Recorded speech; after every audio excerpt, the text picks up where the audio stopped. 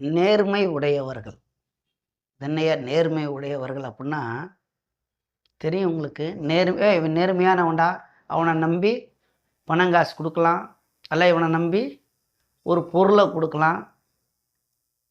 ஒரு படி மேலேயே, இவன நம்பி நம்ம பிள்ளைய கூட அனுப்பிவிடலாம்டா. ஒண்ணும் பிரச்சனை இல்லடா. அதெல்லாம் நேர்மையானவன், நல்லவன் அப்புட்ன்னு சொல்லுவாங்க. அதுக்கெல்லாம் கிரக அமைப்பு எப்படி அப்புட்ன்னா, 4ஆம் பாவகம் தான். ஒழுக்கத்தை குடுக்கக்கூடிய இடம் எது? 4ஆம் பாவம் தானே. அப்போ 4ஆம் பாவகம் நல்லதை பற்றி பேசுவோம். ஏன்னா ஏற்கனவே சொல்லியிருக்காங்க, ஐயா நீங்கள் பேசுனா கெடுதலை பற்றியே பேசுகிறீங்க, நல்லதாக பேசுங்கன்னு. நல்லதாகவே பேசுவோம். அறியாமல் வந்துடுது. நான் என்ன பண்ணேன், 4ஆம் பாவகத்தில் சுபக்கிரகங்கள் இருந்து 4ஆம் பாவகத்தை சுபக்கிரகங்கள் பார்த்து. சுபர் அப்படின்னா என்ன அப்படின்னா 2 கேட்டகரியாக பிரிச்சிருக்காங்க, உங்களுக்கு தெரியும். அப்படின்னா வளர்வுரை சந்திரன், குரு, தனித்த புதன், சுக்கிரன், இவர்கள் சுபக்கிரகங்கள்.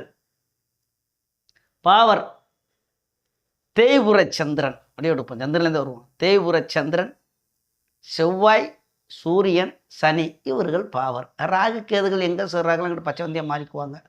இந்த மாதிரி ஒரு கிரகத்தை வலுத்து வச்சுருக்காங்க முன்னோர்கள்.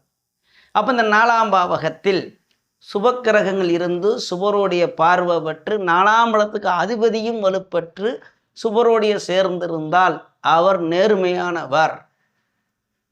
அப்படின்னா 4ஆம் பாவத்தில் சனியும் இருக்குது, செவ்வாய் தொடர்பு போய் மோசமான ஆள் அப்படின்னா அது கிடையாது. அதோடைய திசாபுத்திகள் வரும்போது சந்தர்ப்ப சூழ்நிலையில் கொஞ்சம் மாற்றங்கள் தெரியும்.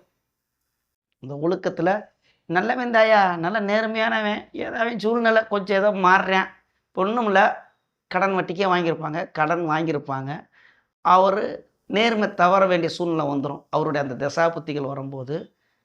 அப்போ சொல்லுவாங்கள்ல, ஐயா நேர்மையானவன் நல்ல மனுஷையா, ஏதோ அவருடைய சூழ்நிலை இப்படி கொஞ்சம் நேர்மை தவறுறாரு, கொஞ்சம் கெட்ட பேர் வாங்குறாரு அப்படின்னு கூட சொல்லுவாங்க.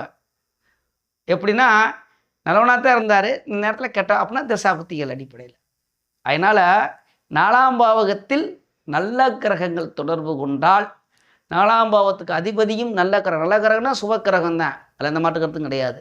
சுபர் தொடர்பு 4ஆம் இடத்துக்கு அதிபதியும் 4ஆம் இடமும் அந்த 4ஆம் பாவகமும் வலுப்பெற்று சுபருடைய தொடர்பு கொள்ளும்போது நல்ல நேர்மையானவராக இருப்பார். அப்போ நீங்கள் நேர்மையானவரா அப்படின்னு போய் உங்கள் ஜாதகத்தை உடனே எடுத்து பார்க்காதீங்க, அதில் நிறைய விஷயம் இருக்குது.